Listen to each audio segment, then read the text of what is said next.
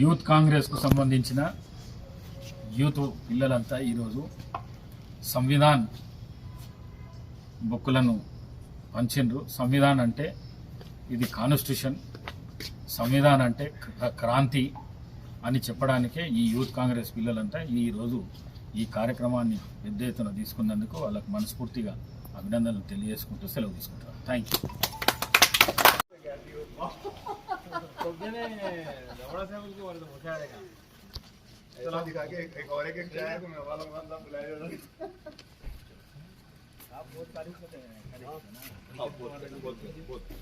जरा पीछे हटो।